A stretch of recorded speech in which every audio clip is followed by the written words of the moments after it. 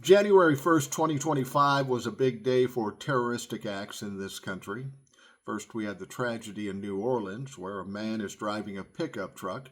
He turns onto Bourbon Street at 3:15 a.m. on January 1st, a busy time in that area, barrels down Bourbon Street, killing 15 people, injuring 30 to 40 more. Ultimately, he rams into some construction equipment. He stopped, and then a gunfight ensues between the suspect and law enforcement. The suspect is killed. Now, people are wondering who the fuck this is, and quickly thereafter we find a name, and it sounds like a Muslim name. So people are freaking out. Oh, he's an immigrant. He came from overseas. No, he crossed the Mexican border. He's an immigrant. He's a Muslim. Well, hold on. This guy was born in Beaumont, Texas. He is and always was an American citizen. He served in the U.S. military. He just recently turned to the Muslim faith. And even more recently, he became a member of ISIS, like 2 days ago.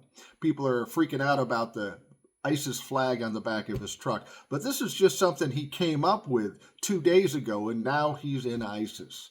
So people are freaking out about this. And the FBI came out today and said that he acted alone, in spite of the fact that a lot of people believe it was some kind of conspiracy theory where there were more people involved. And then, just to make it more confusing, we have the incident in Las Vegas where another man takes a Tesla Cybertruck full of fireworks and gasoline cans, parks it in front of Trump's hotel, explodes in front of Trump's hotel.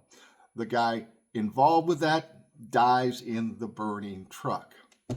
Now, here's where it gets a little weird. This guy was a military man, too.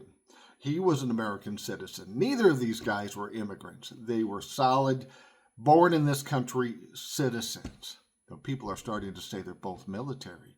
Did you know they were both on the same military base? Well, they came from the same military base. That doesn't mean they were together at all. The man in New Orleans was 42 years old. The man in Vegas was 37 years old. The man in New Orleans has been out of the service for 10 years. The man in Las Vegas is still in active service, part of Special Forces. So they may have come from the same base, but it's not likely that they knew one another. And even if they did, does that really matter? I said before the election on November 5th, we're not going to see any kind of major, large clashes like we saw on January 6, 2021. We are going to see some individual lone fucking nuts doing some things. And that appears to be what happened on January 1st. Now, it's terribly coincidental, and maybe there is some thin connection, but the FBI is convinced the man in New Orleans acted alone, and they haven't yet told us what they know about what's going on in Vegas.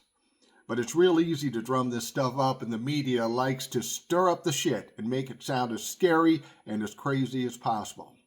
Now, I'm not saying this whole scenario isn't scary. It's scary enough. We don't need to make it more scary. And all I ask from the media and from politicians and from law enforcement, just tell us the truth.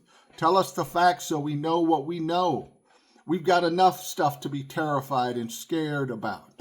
We just need to know the motherfucking facts.